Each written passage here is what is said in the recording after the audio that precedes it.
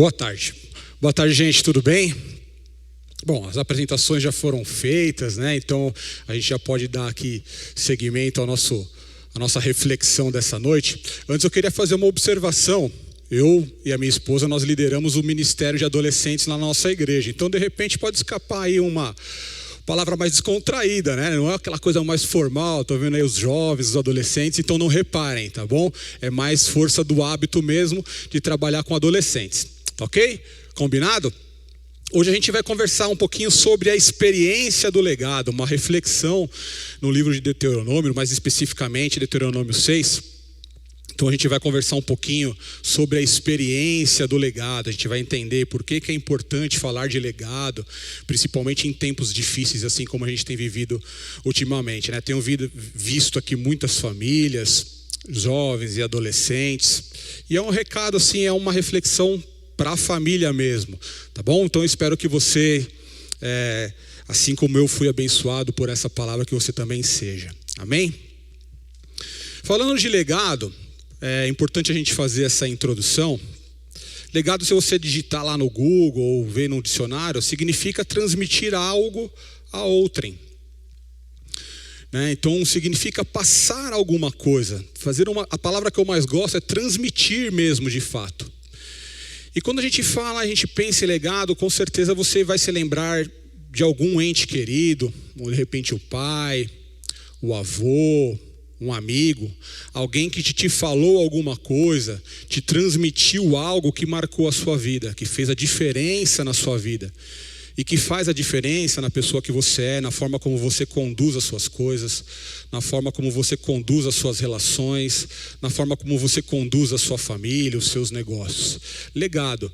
Todos nós fazemos parte de um legado de alguém. Seja esse um legado familiar, seja através do legado de algum líder, seja ele político, científico, enfim. De certa forma a gente usufrui do legado de alguma outra pessoa.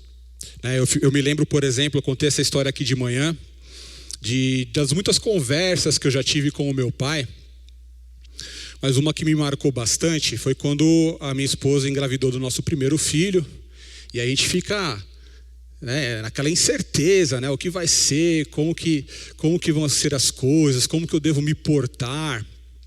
E conversando com meu pai, ele me tranquilizando com relação às perspectivas de futuro e agora como pai, ele me disse uma coisa que me marcou bastante. Ele disse assim: filho, você tem a obrigação de dar para os seus filhos muito mais do que eu te dei.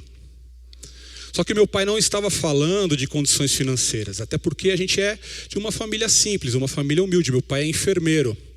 Meu pai estava falando de algo um pouco mais profundo, algo que ele não pôde me dar na plenitude, vamos dizer assim.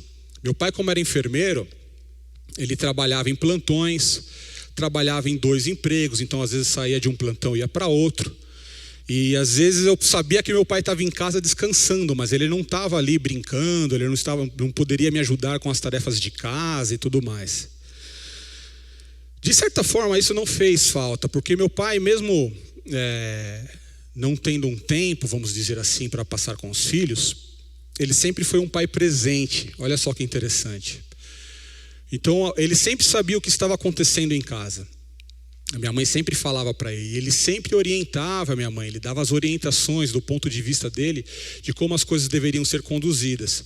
Mas aquilo me marcou. Ele disse: filho, você tem que dar muito mais para os seus filhos do que eu te dei. Ele estava falando, por exemplo, de tempo. E aquilo hoje, de fato, eu medito e penso nisso até hoje. Quanto tempo eu tenho passado com os meus filhos, quanto tempo eu tenho sido uma boa influência para eles, o que eu tenho transmitido para os meus filhos, principalmente agora que eu tenho um entendimento cristão.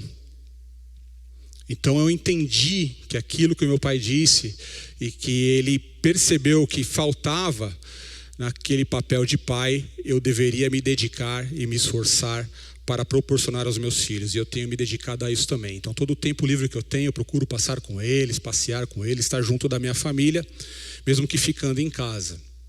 Então a gente tem essa conduta em casa. De liderança a gente pode pensar aí, por exemplo, sempre no benefício que alguém causou para a gente, né, do ponto de vista científico. a descoberta de medicamentos, alguém se dedicou, investiu tempo para que a gente tivesse acesso a medicamentos. Hoje a gente vê aí uma correria para a vacina, então a gente vai se beneficiar do estudo de alguém. Alguém vai deixar um legado e vai salvar muitas vidas. Quando a gente pensa do lado de vista político, aí a gente já começa... É difícil achar um bom exemplo de legado, né, do ponto de vista da política. Mas assim, hipoteticamente, a gente pensa assim, aquele político X deixou um excelente legado em nossa cidade. Né? Ele construiu escolas, construiu hospitais, a nossa cidade é segura. Mas também tem o ponto de vista negativo do legado. E talvez esse seja mais fácil da gente trazer à memória. Aquele político X deixou um legado de corrupção. Aquele político X deixou um legado de má educação em nossa cidade. A saúde está um caos. E quando a gente pensa em legado, do ponto de vista ruim da coisa, a gente pode dizer assim, é algo que a gente pode aproveitar no sentido de evoluir como ser humano. A gente pega o legado que é ruim, ajuda na formação de novos líderes que vai transformar aquele legado ruim em algo positivo, algo bom para a comunidade. Em casa a mesma coisa, às vezes a gente não tem uma boa referência em casa, mas, por exemplo, a igreja pode ajudar na formação de um líder, de um jovem que vai se tornar um pai excelente, principalmente do ponto de vista bíblico. Então, se a gente analisar isso do ponto de vista do legado, será que hoje em dia a gente tem referências? Será que hoje em dia a gente pode olhar para a nossa comunidade, para a nossa igreja, pessoas que de fato façam a diferença, mas a começar dentro dos lares, dentro de casa? Que tipo de referência nós temos sido, né? Que tipo de coisas a gente tem transmitido para os nossos jovens, para os nossos adolescentes, para as crianças, para as próximas gerações? Que tipo de influência a gente tem exercido para as novas gerações? Então, com ideia, com esse esboço do que é o legado, a gente vai desenvolver aí o nosso estudo de hoje, tá bom? Então, sem mais delongas, abra sua Bíblia aí no livro de Deuteronômios, capítulo 6, já deixa preparadinho aí.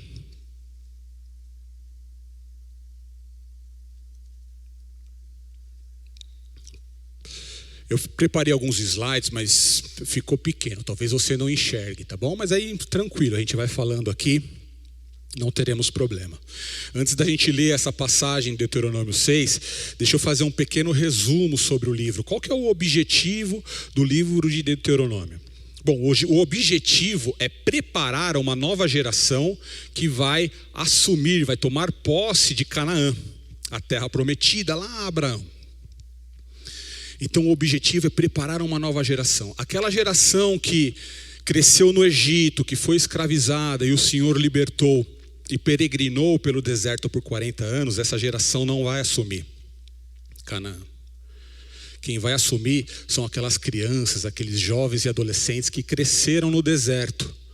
Então aqui Moisés está de frente para aquela comunidade, para aquela nova geração que vai assumir. Então o Senhor usa Moisés para preparar aquela nova geração. E como é que o Senhor faz isso? Né? O que ele utiliza ali para preparar essa nova geração? Repetições das leis, aquelas leis que foram dadas a Moisés lá no Monte Sinai. Agora Moisés está repetindo essas leis para essa nova geração. Era importante que ele conhecesse as ordenanças do Senhor. Uma série de discursos exortativos e de advertências. Isso é importante, isso faz parte do legado. Moisés está falando para aquela galera assim, ó, gente, olha o que os seus pais fizeram. Olha o que os seus pais fizeram. Vocês não podem fazer igual, vocês não podem repetir o que eles fizeram. Moisés, como líder, está usando uma situação ruim de despreparo do povo para transformar em algo bom para uma nova geração. Então ele está numa série de discursos exortativos. A gente precisa lembrar que essa geração que viveu no Egito, depois que foi liberta pelo Senhor, eles esqueceram os sinais miraculosos que o Senhor fez para livrá-los da escravidão. E durante a peregrinação no deserto, eles esqueceram, por exemplo, quando eles sentiram fome, o Senhor providenciou o maná. Antes eles reclamaram, Moisés, lá no Egito a gente tinha carne na panela. A gente não passava fome, não. A gente não passava esses apertos que a gente está passando aqui. Uma geração de coração obstinado, ingrato, coração duro. Mas o Senhor, quando eles pediram carne, mandou as cordonizes. Eles tinham carne para comer. Quando sentiram sede e reclamaram, verteu água da rocha. Eu fico imaginando, a água devia ser fresquinha, geladinha, gostosa. E eles puderam saciar a sede. Quando caminhavam durante o dia, o Senhor providenciava uma nuvem no céu, que além de guiar o povo pelo trajeto, protegia-os do sol. À noite, quando eles tinham que caminhar à noite, era um facho de luz, devia ser a coisa mais linda, de fogo, que além de iluminar o caminho, proporcionava aquele calor do frio para amenizar o frio do deserto. Mas essa geração, na primeira oportunidade que teve, eles construíram um ídolo para si. Esqueceram das coisas que o Senhor fez. Esqueceram que eles serviam um Deus relacional, pessoal, que estava presente com eles, cuidando deles, atendendo às necessidades que eles precisavam e pediam.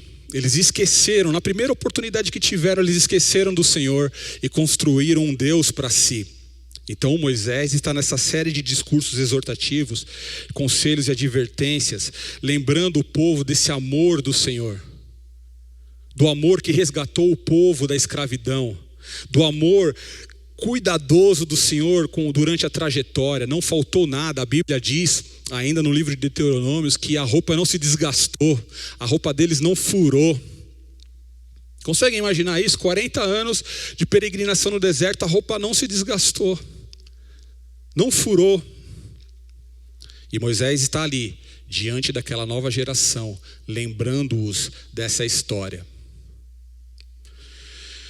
Ainda você vai encontrar, nesse resumo de Deuteronômios, Deus aconselhando aquela nova geração a observarem a lei para que eles pudessem prosperar. A observância da lei iria garantir a prosperidade daquela nova comunidade. Deus os adverte também das consequências do ato de rebeldia e desobediência. E o mais importante, dentro desse resumo do livro de Deuteronômios, Moisés deixa bem claro para aquela comunidade que as bênçãos que eles usufruíram e as bênçãos que eles iriam usufruir agora, quando eles entrassem em Canaã, eles não tinham mérito nenhum. Foi cuidado do Senhor. Foi a graça do Senhor que os conduziu pelo deserto. A graça do Senhor que tirou aquele povo da escravidão. E era pela graça dele, pelo amor dele, que iria colocar aquele povo numa terra que emana leite e mel.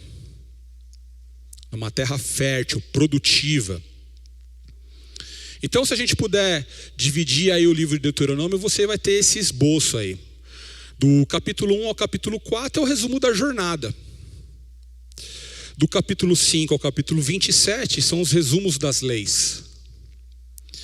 E do capítulo 28 ao capítulo 34 são as profecias sobre o futuro de Israel.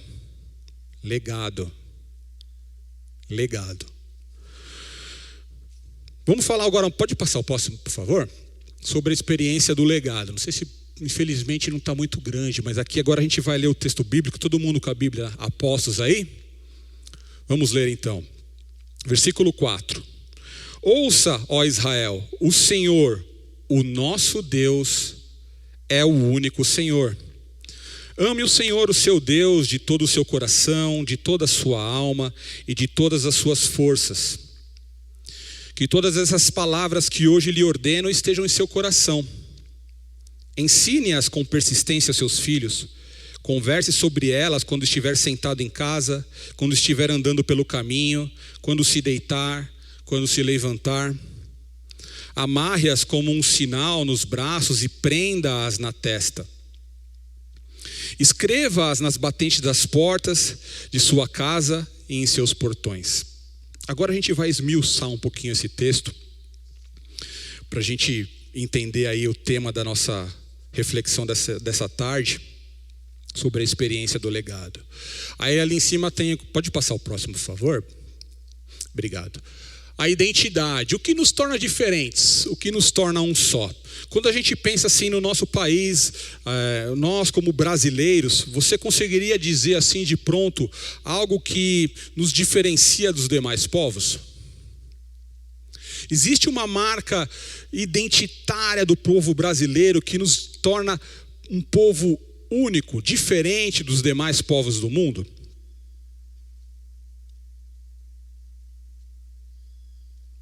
Talvez você possa falar assim, nossa cultura, a gente tem a música, né? E tudo mais. Sim, mas se você for parar para analisar, levando em consideração, claro, as diferenças, todo povo tem ali como característica cultural algum tipo de música, né? O Brasil pode ser o samba, o tango na Argentina e por aí vai.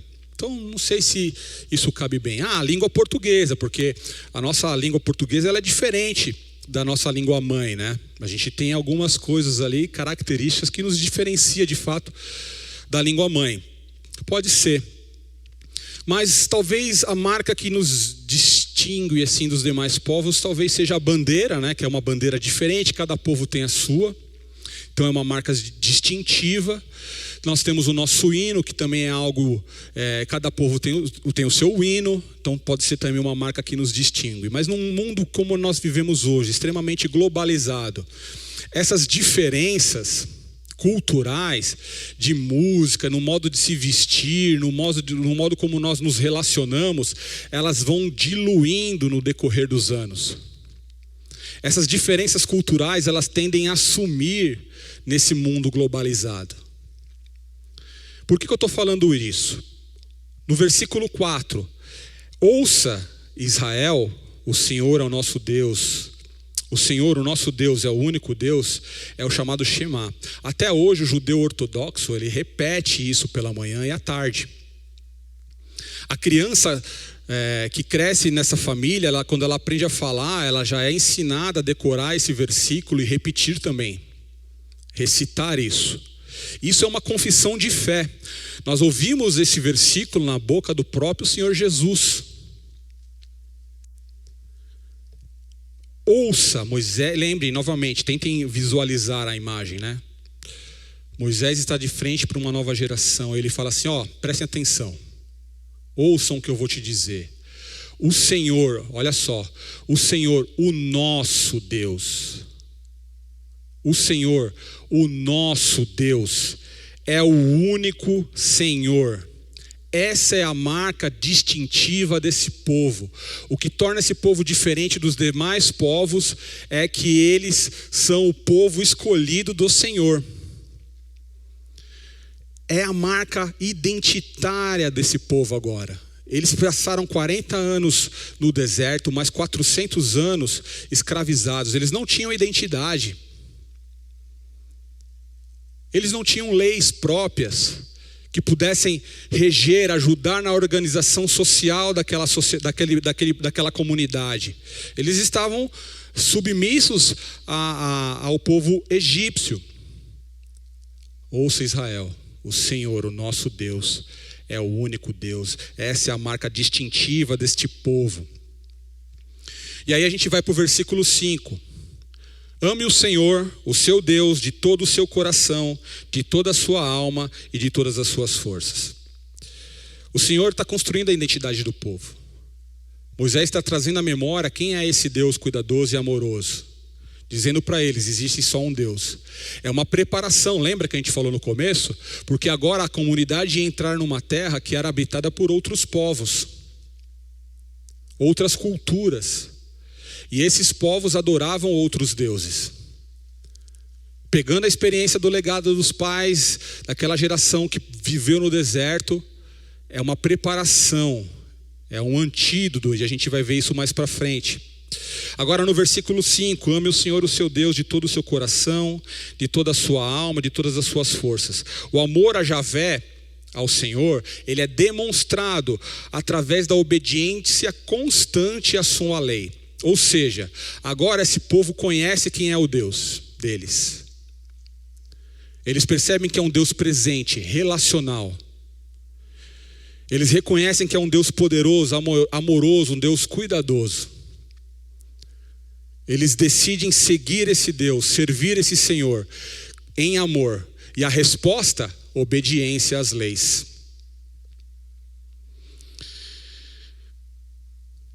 O amor, portanto, ele é exercitado na plenitude do ser.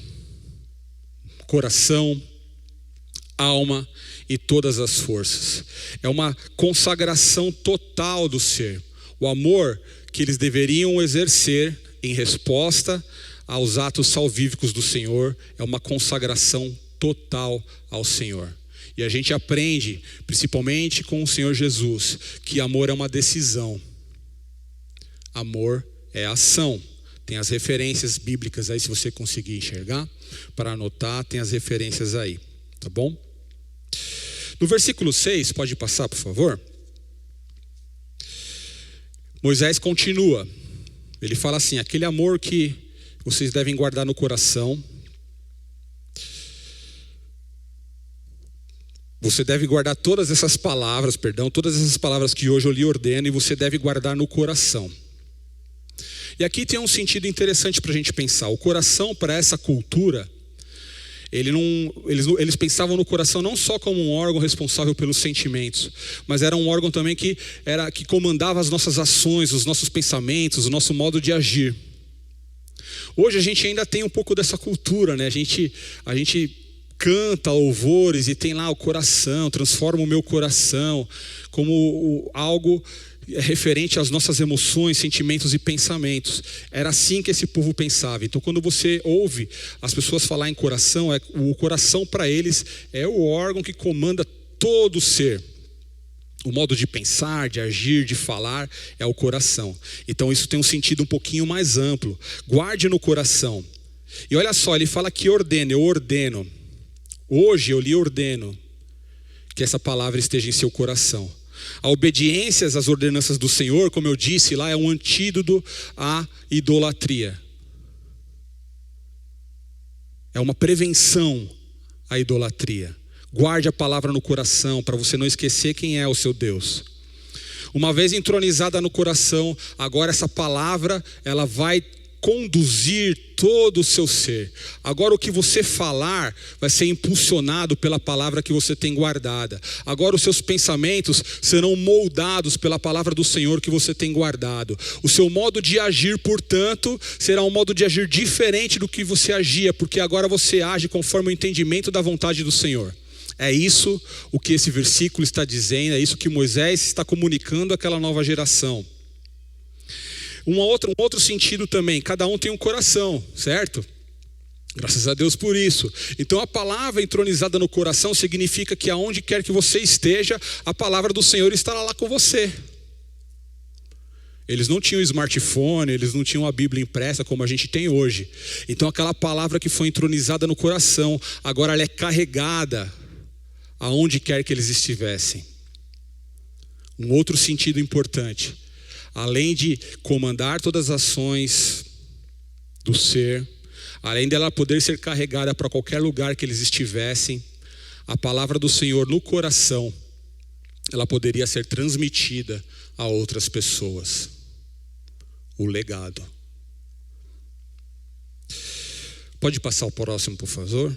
Olha só que interessante, olha só como Deus é tremendo, né? Então ele fala todas essas coisas, Moisés está lá exortando a galera. Aí um irmãozinho lá no meio levanta a mão. Moisés, achei legal isso aí, mas como é que a gente faz? Como é que a gente vai fazer isso daí? O que a gente faz com essa palavra guardada no coração? Olha a metodologia do Senhor, que eu coloquei lá, passar o bastão, exercendo o legado. Versículo 7, ensine-as com persistência aos seus filhos, converse sobre elas quando estiver sentado em casa, quando estiver andando pelo caminho, quando se deitar e quando se levantar. Ensinar com persistência, portanto, significa constância, significa empenho em transmitir a palavra do Senhor. E Moisés agora, meus irmãos, vejam o detalhe, ele fala para uma comunidade, para uma nova geração, só que agora ele vai no detalhe, vai nas famílias. Ele vai lá no homem, que é o líder espiritual da família, e fala assim: meu irmão, olha só o que você tem que fazer. ensine a palavra com persistência aos seus filhos. Esposa, você como ajudadora, você também tem que ensinar a palavra com persistência aos seus filhos. E como que vocês vão fazer isso? Vocês vão fazer no cotidiano, nas coisas do dia a dia. Você vai ensinar a palavra do Senhor aos seus filhos. Você vai contar essas histórias sobre o Senhor, sobre as ações do Senhor, sobre o seu cuidado amoroso. Quando você estiver sentado na mesa jantando, durante o almoço, um café da tarde, você vai lembrar dessas histórias para os seus filhos nessas situações. Quando você estiver indo trabalhar com eles, indo lá na roça, cuidar dos animais, no caminho você vai falar dessas coisas para os seus filhos. Você vai falar para eles quem é o Senhor. Você vai lembrá-los das suas leis, das suas ordenanças. Os pais deveriam falar da palavra de Deus em casa, na rotina familiar. É ali que começa a experiência do legado. É ali que começa a experiência do transmitir o conhecimento sobre Deus. Falar, meditar, aplicar a palavra faria parte, portanto, integral das famílias. Falar, meditar, aplicar faria parte integral das famílias e da comunidade. Versículo 8: amarre-as como um sinal nos braços e prenda-as na testa. Não é nenhum tipo de patuá, viu, gente? Nenhum objeto para dar sorte. Eles amarravam as palavras no pulso, eles escreviam em pedaços de pano e amarravam no pulso para poder lembrar. O que foi mesmo que Moisés disse sobre aquela lei lá? Lembrei. Eles usavam um pano como uma espécie de turbante quando estivessem trabalhando para se proteger do sol, e uma faixa ajudava a segurar, então eles amarravam ali também. Era um lembrete para se lembrar da palavra do Senhor. Lembra? Eles não tinham a Bíblia impressa lá, eles não tinham o smartphone. Era um método de memorização da palavra do Senhor, um método de intronização da palavra do Senhor. Eles queriam decorar, eles queriam se lembrar daquilo, das histórias que eles tinham ouvido e agora eles precisavam transmitir. Versículo 9: escreva essas palavras nas batentes das portas de sua casa e em seus portões. Lembra que a gente falou que agora o Senhor é a marca distintiva desse povo? Então, escrever estas palavras na batente das portas e nos portões era uma marca distintiva também. Então quem passasse na rua, e principalmente se fosse alguém estranho, um povo estranho, ao olhar aquela casa e ver aquelas marcas, eles iriam identificar que naquela casa mora uma família que serve o Senhor, o único Deus. Uma marca distintiva. Pode passar o próximo, por favor. Por favor, abra sua Bíblia aí em Deuteronômio 11.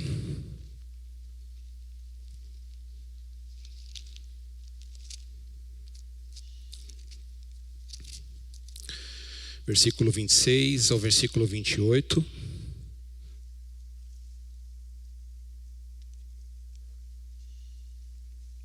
Amém ou misericórdia? Amém? Acharam aí? Então vamos lá. Deuteronômio 11, do versículo 26 ao versículo 28. A palavra do Senhor diz assim: prestem atenção. Hoje estou pondo diante de vocês a bênção e a maldição. Vocês terão bênção se obedecerem aos mandamentos do Senhor, o seu Deus, que hoje lhes estou dando. Mas terão maldição se desobedecerem aos mandamentos do Senhor, o seu Deus, e se afastarem do caminho que hoje lhes ordeno, para seguirem deuses desconhecidos. Moisés de novo traz esse paradigma, a experiência do legado, de lembrar a história dos seus pais. E ele propõe, olha, se você seguir o Senhor em obediência, se você amá-lo e demonstrar esse amor em obediência às suas palavras, isso significa que o Senhor continuará conosco. Nós continuaremos sendo abençoados pelo cuidado do Senhor. Nós seremos prósperos. A nossa terra continuará sendo fértil. E aí você tem mais algumas referências que falam sobre isso. Mas se você desobedecer, se você for rebelde, isso significa que a disciplina do Senhor estará sobre você. Você experimentará decadência e angústia. Pode passar o próximo, por favor. Quais são os resultados, então, da negligência? Quais seriam os resultados de um legado ruim? De uma geração que, mesmo diante dessa explanação de Moisés, de tudo que ele tem lembrado, tudo que ele tem trazido à memória daquela nova geração, das experiências que o povo teve, qual seria o resultado se eles negligenciassem a palavra do Senhor? Abra sua Bíblia em Juízes 2.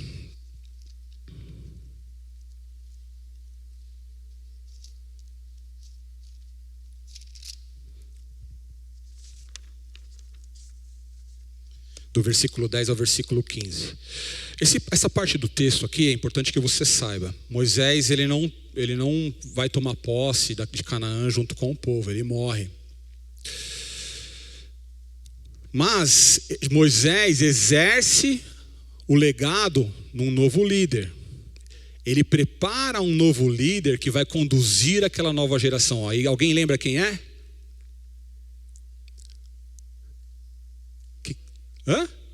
Josué.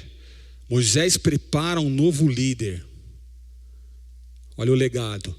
Alguém que vai ajudar o povo, vai conduzir o povo. Então, Moisés morre, Josué assume a liderança e ele entra em Canaã com o povo, eles assumem, eles guerreiam com outros povos, eles vão bem, o Senhor está com eles, eles prosperam.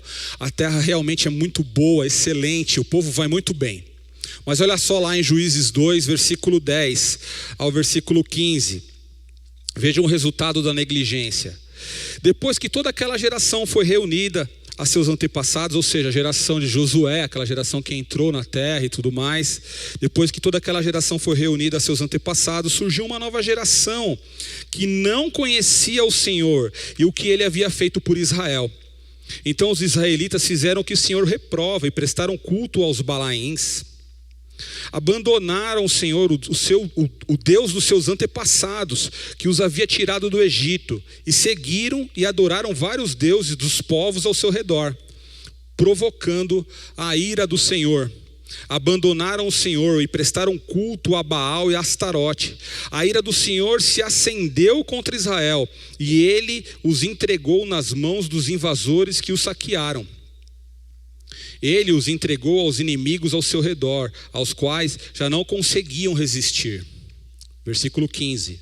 Sempre que os israelitas saíam para a batalha, a mão do Senhor era contra eles, para derrotá-los, conforme lhes havia advertido e jurado. Grande angústia os dominava. Esse é o resultado da negligência. Uma geração seguinte negligenciou as ordenanças de Israel. Eles não conheciam o Senhor. Eles eram idólatras, prestavam cultos a outros deuses. Portanto, era uma geração facilmente influenciável. Eles abandonaram o Senhor. E isso significa, portanto, que eles perderam a sua identidade. Era um povo que estava agora ali misturado com os outros povos. Perderam as suas identidades, a sua identidade. Esse é o resultado da negligência, de não se levar em consideração o legado, o transmitir a palavra do Senhor. O que isso tem a ver comigo e com você? Por que é importante que a gente pense nessas coisas hoje, no tempo que a gente vive? Por que é importante a gente lembrar essa história? Por que é importante, portanto, pensar nisso? Vamos lá, vamos juntos. É importante porque nós estamos sendo preparados para uma nova morada. Sim ou não? Amém? Nós estamos sendo preparados para uma nova morada. Nós estamos num processo chamado de santificação, numa preparação. Olha só a semelhança. Em 1 Pedro 2,9 diz que nós somos um povo exclusivo de Deus. Em Jesus, aquela exclusividade que era só do povo de Israel, agora ela é transferida para mim e para você. Nós somos filhos por adoção, pela obra do Senhor Jesus Cristo. Nós somos um povo exclusivo, separado. É importante a gente pensar nisso para lembrarmos que as bênçãos que nós recebemos e a nossa salvação, nós não alcançamos a salvação por méritos próprios. A nossa salvação vem mediante a morte sacrificial do Senhor Jesus na cruz. Nada do que eu e você fizéssemos ou pudéssemos fazer iria nos salvar. Somente o amor sacrificial de Jesus, somente a sua morte substitutiva pode nos dar a salvação. Por que é importante pensar sobre isso? Porque a nossa identidade está em Jesus Cristo, não é isso? Uma vez se rendendo a Jesus, uma vez reconhecendo que Jesus é o seu Senhor e Salvador, você morre para o mundo. Não é isso? Mas tem uma nova vida em Cristo. Tem um coração transformado. Um modo de pensar transformado. Você tem uma nova identidade. Porque o nosso amor pelo Senhor deve também ser demonstrado através de atitudes de obediência. Obediência aos seus mandamentos e ordenanças. E isso o próprio Jesus fala em João 14. Versículo 23 e em João 15, versículo 10. É importante a gente pensar nisso, para lembrarmos que a obediência ao Senhor nos garante tempos de prosperidade, nos garante o seu cuidado amoroso, nos garante tempo de fertilidade. É importante lembrarmos que a desobediência, a rebeldia, aquele grito de independência, vai trazer sobre nós o justo juízo do rei.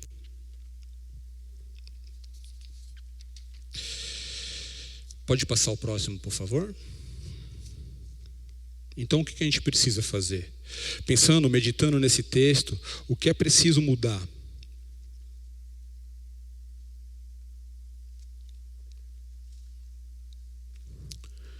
Pais, mães, avós e avós, nós precisamos assumir a responsabilidade pelo ensino da palavra do Senhor aos nossos filhos. Nós precisamos assumir essa responsabilidade e fazer isso com persistência, com constância, com empenho. Esse é uma ordenança do Senhor para aquele povo. Essa é uma ordenança para nós, pais, que somos os líderes espirituais de nossa casa. Para vocês, mães, que são as ajudadoras e também exercem liderança dentro de casa. Nós devemos ensinar a palavra do Senhor. E olha só que interessante, o texto nos mostra a metodologia. Vamos lembrar de novo a metodologia. Pô, Rodrigão, mas legal, eu acho bacana isso daí, mas eu não sou teólogo, né? Eu não sou pastor. Então, o que eu tenho feito é ir com a minha família na igreja aos domingos e tudo mais. Isso é legal, é bacana. Por favor, continuem fazendo isso. Viver em comunidade também é uma ordenança do Senhor. Mas a metodologia que o Senhor nos aplica aqui, Ele fala que o ensino da palavra deve se dar no cotidiano. Se você é pai, se você é mãe que tem seu filho, por exemplo, criança, adolescente ou jovem, você já parou para fazer a conta quanto tempo eles passam na igreja? Se você for levar em consideração que o seu filho vem ao encontro dos adolescentes, por exemplo, estou falando adolescente porque para puxar um pouquinho a sardinha, né? Se você levar em consideração que o seu filho adolescente, ele vem para a igreja e fica num sábado durante o encontro dos adolescentes 2 horas. E ao domingo ele vem na IBD e aproveita o culto, fica mais 2, 3 horas. São 5 horas que seu filho fica na igreja, recebendo o ensino da palavra do Senhor. Mas e o restante do tempo? Jovens, adolescentes, crianças, quanto tempo essa galera fica nos smartphones, fica diante do YouTube, de um Netflix? Quanto tempo o seu filho está recebendo a influência de um YouTuber? Quanto tempo o seu filho recebe a influência de um influencer digital? De um filme? Não que essas coisas sejam ruins, não que essas coisas sejam pecados, mas elas não podem ser o Deus no coração dos seus filhos. Essas coisas não podem ser o ídolo dos seus filhos. Eles não devem adorar essas coisas. Agora faça a conta, quanto tempo eles passam na igreja, quanto tempo ele passa sobre a influência de outras pessoas, e que às vezes a gente nem tem o controle. De repente até sobre a influência de um professor que contesta um pouco a palavra de Deus. Quanto tempo? Portanto, é nossa responsabilidade assumir o ensino da palavra do Senhor, conversar sobre essas coisas no dia a dia, no cotidiano, aplicando utilizando o método de ensino do Senhor no dia a dia. Algumas medidas práticas que a gente pode tomar. Vamos pensar em algumas medidas práticas. Por exemplo, daqui a pouquinho a gente tem o culto. Que tal você agora começar, se você já tem esse hábito, amém, graças a Deus por isso, mas que tal você começar a adquirir o hábito de fazer anotações sobre aquilo que o pastor prega? Você anota, você escreve na sua Bíblia, você grifa lá e tudo mais. E aí no caminho, no trajeto de casa, você, sua esposa e seus filhos no carro estão conversando sobre aquilo que foi ensinado. Meu amor, o que você acha do que o pastor falou? O que você acha? Como que você percebe que isso impacta na nossa vida? Será que tem algum pecado que a gente tenha que confessar diante daquilo que a gente aprendeu? Filhão, o que você acha? Quais são as mudanças que vocês perceberam ali na pregação que a gente deve adotar como família, como cidadão? Você está conversando sobre aquilo em casa. Você, homem que de repente frequenta aí o encontro dos homens, que tal dividir o que você aprendeu com a sua esposa? Amor, quando você for deitar, amor, aprendi um negócio que eu acho que você vai gostar. O pastor falou que eu tenho que te amar como Jesus amou a igreja. Você me ajuda? Mulher, a mesma coisa. O que você aprendeu no encontro de mulheres, divida com seus maridos, divida com seus filhos, conversando numa boa, na mesa durante o jantar. Medidas práticas, coisas fáceis de fazer no dia a dia. Que tal ajudar o seu filho na tarefa de casa e aproveitar aquele momento para inserir versículos bíblicos? Enquanto você estuda geografia com ele, você está ajudando ele a geografia, você está falando de um Deus criador, criador dos céus e da terra.